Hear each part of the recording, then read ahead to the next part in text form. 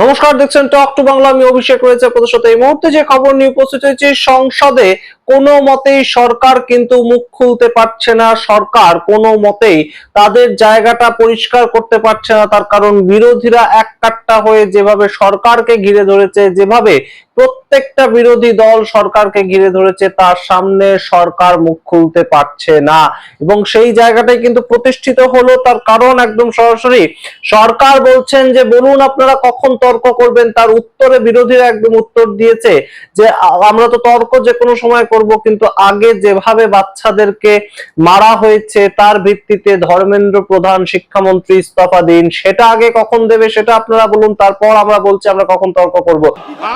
अध्यक्ष महोदय, ये मुद्दा कांग्रेस समाजवादी पार्टी बीजेपी का नहीं है। ये मुद्दा युवाओं और छात्र नौजवानों का है। आपने इनको बुलवा दिया क्या? समझौता कर लिया आपने क्या? आपने क्यों नहीं बोलने दिया हमें? अध्यक्ष महोदय, मैंने बोलने के लिए कहा। एक मिनट प्लीज। नहीं, आपने समझौता क्यों कर लिया फिर? हम लोग का बात भी अखिलेश जी नहीं, छात्र नौजवान क्या केवल? अखिलेश जी एक मिनट। नहीं अध्यक्ष महोदय, ये अध्यक्ष महोदय, ये पक्ष ठीक नहीं है अध्यक्ष महोदय। ये युवा छात्र नौजवान हम सब के हैं, हम सब लड़ रहे हैं उनके लिए, हम सब लड़ रहे हैं उनके लिए।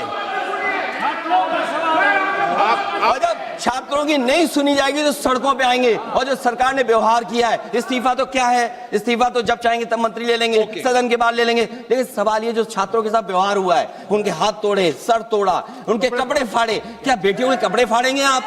हम और राहुल जी थे। अध्यक्ष महोदय, हम मजबूरी में गए हैं प्रधानमंत्री के आवास पर। अगर आप सुन लेते हैं यहाँ पर तो हम नहीं जाते। क्या प्रधानमंत्री स्टेटमेंट नहीं दे सकते हैं? युवाओं के लिए आप बाहर बोल सकते हैं, सदन में क्यों नहीं बोल सकते हैं आप? অর্থাৎ দুপক্ষের মধ্যেই একদম মারাত্মক একটা তর্ক হয় আজকে, এবং অবশ্যই সেই জায়গা থেকে গুরুত্বপূর্ণ কিছু বক্তব্য উঠে এসেছে। একদম গিরিরাজ সিং আপনারা জানেন যে বিভিন্ন সময় হিন্দু মুসলিম নিয়ে বিভিন্ন তর্ক বিতর্কের মধ্যে তিনি জড়িয়ে পড়েন, বিভিন্ন কথাবার্তা তিনি বলেন। কিন্তু এই গিরিরাজ সিং তিনি আবার একদম রাহুল গান্ধী এবং তাদেরকে সম্পূর্ণ আরবান নকশাল বলে কটাক্ষ করেছেন। সে ধরনের কথা বলে কটাক্ষ করতে হচ্ছে। গান্ধী হন, ये लोग लोकतांत्रिक नहीं हैं, ये लोग अर्बन नक्सल बनते जा रहे हैं। और ये अर्बन नक्सल के कारण ही मीडिया पर जिस ढंग से प्रहार हुआ, ये बच्चों के कंधे पर रख कर के राजनीति करना चाहते हैं। ये बच्चों के नाम पे राजनीति करना चाहते हैं। विदेशों से आते हैं, देश के अंदर अपने राज्य में चुनाव हारते हैं, जनता भगाती है, तो ये मीडिया पर गुस्सा उतारेंगे और ये लोकतंत्र का चीरहरण करेंगे।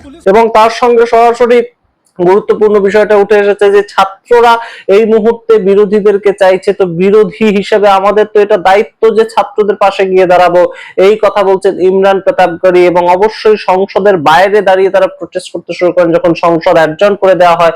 সংসদ এখন প্রত্যেকদিন বসছে এবং বিরোধীদের আন্দোলনের যে একটা প্রেক্ষাপট তারা তৈরি করছে সংসদের অভ্যন্তরে, সেই জায়গা থেকে স্পিকার শুধু কিছুক্ষণের জন্য আসছেন, তার পরবর্তীতে সংসদ অ্যাডজর্ন করে 1 ঘন্টা পরে আবার আসছেন। 11টা থেকে 12টার সময় এসে আবার তিনি 2টোর সময় অ্যাডজর্ন করে 2টো অবধি অ্যাডজর্ন করে দিয়ে চলে যাচ্ছেন। 2টোর সময় সংসদ খুলছে, আবার কিছুক্ষণ সংসদ চলার পর পরের দিনের জন্য অ্যাডজর্ন করে দেওয়া হচ্ছে। এই হচ্ছে সামগ্রিকভাবে প্রেক্ষাপটটা। প্রত্যেক দিনের একই ছবি উঠে আসছে এবং সেখানেই কিন্তু আপনাদেরকে জানাই এই মুহূর্তে সরকার বেশ খানিকটা ভয় পেয়েছে ককরোচ জনতা পার্টি আন্দোলনটা থেকে। তার কারণ যেটা আজকে খবর উঠে আসছে, জেপি নাড্ডা স্বাস্থ্যমন্ত্রী এবং জিতেন্দ্র সিং তারা দুজনে সোনাম ওয়াংচুককে দেখতে গিয়েছিলেন মাদান্ডা হসপিটাল, যেখানে সোনাম ওয়াংচুক এই মুহূর্তে ভর্তি রয়েছেন। এবং গুরুত্বপূর্ণভাবে আপনারা জানেন যে এই সামগ্রিক বিষয়টা কিন্তু এতটাই তাৎপর্যপূর্ণ হয়ে উঠেছে যে এই মুহূর্তে রাহুল গান্ধী তিনি যন্তর মন্তরে যেতে পারেন যে কোনো সময়, সেটা আপনাদের আগেই জানিয়েছি।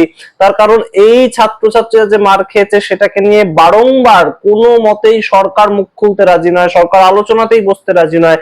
কিন্তু বিরোধীরা এই ইস্যুটাকে অত্যন্ত গুরুত্বপূর্ণ কেন্দ্রের জায়গা থেকে একটা ইস্যু হিসেবে দেখছে। এবং সেখানেই কঙ্গনা রানাওয়াত তিনি বিজেপি সাংসদ হিসেবে বেরিয়ে এসে বলছেন হঠাৎ করে রাহুল গান্ধী আসলে এগুলো কেন করছেন বলুন তো?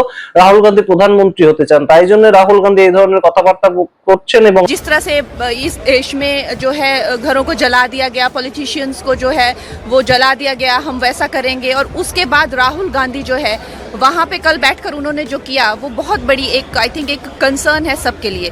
और जो बात नीट की हो रही है, जो बात पेपर लीक की हो रही है, लगातार हमारी सरकार जो है संवाद कर रही है। लगातार हमारी सरकार, कल भी प्राइम मिनिस्टर जी ने 1 घंटा उसके बारे में कि कैसे आगे चलकर जो है चीज़ों को और बेहतर किया जाए हमसे बात की। फिर राहुल गांधी जो है अब प्राइम मिनिस्टर इस्तीफा दें, वो दुनिया के सबसे लोकप्रिय नेता है, वो क्यों इस्तीफा देंगे? क्यों राहुल गांधी को प्राइम मिनिस्टर बनना है? तो प्राइम मिनिस्टर की ये क्या बेवकूफ़ी है? मतलब कौन तो नीट की बात कर रहा है, यहाँ उसको प्राइम मिनिस्टर बनना है जो है गद्दी पे बिठा दे। ये कहाँ की मांग होती है? तो ये ही इज अ जोक। और कल जो उन्होंने कहा आई कांट बी टेकन। সংসদের মধ্যে সংসদের বাইরে বিরোধীরা কিন্তু এককাট্টা হয়ে সরকার পক্ষকে বেশ খানিকটা চাপেই ফেলেছে, এবং যে চাপটা কোনো মতেই কিন্তু এই মুহূর্তে সরকার গ্রহণ করার মতন, সরকার ট্যাকেল করার মতন অবস্থায় নেই। क्या वो भी राजनीति करें ना, इस्तीफा दे दें, दुनिया को बता दें कि हम छात्रों के साथ खड़े हैं, छात्र डिमांड कर रहे हैं, मैंने इस्तीफा दे दिया। दे दीजिए ना इस्तीफा। कुर्सी से इतना क्यों चिपके हुए हैं आप? कुर्सी है तुम्हारा, ये जनाजा तो नहीं है, कुछ कर नहीं सकते तो उतर क्यों नहीं जाते? उतर जाइए ना।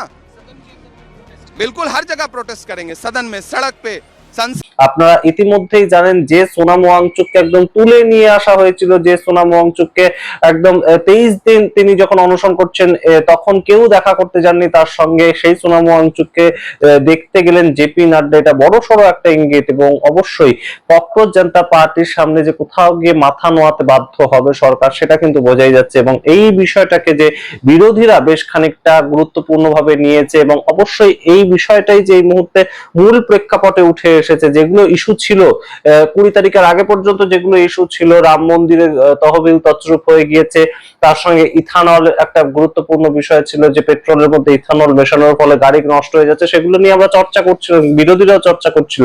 কিন্তু সেগুলো ওঠার কথা ছিল এবারের সংসদে, সেই বিষয়গুলো ওঠার কথা ছিল, কিন্তু সেগুলো এবারে উঠছে না। তার কারণটা হচ্ছে তার থেকে বহুগুণ বেশি একটা ঘটনা ঘটে গেল। 20 জুলাই লাঠিচার্জ করলো, কাঁদানে গ্যাস ছড়লো নিরস্ত্র ছাত্রছাত্রীদের উপর, প্রোটেস্টারদের উপর, এবং সেই জায়গাটা নিয়ে বিভিন্ন জায়গায়, সমস্ত জায়গা থেকেই কিন্তু সমালোচনার ঝড় বইছে। এবং অবশ্যই সাংসদরা, বিরোধী সাংসদরা কিন্তু এই সামগ্রিক বিষয়টা নিয়ে এককাট্টা হয়ে সম্পূর্ণ বিষয়টার বিরোধিতা করছেন। Of our party, it's the ideology of our nation.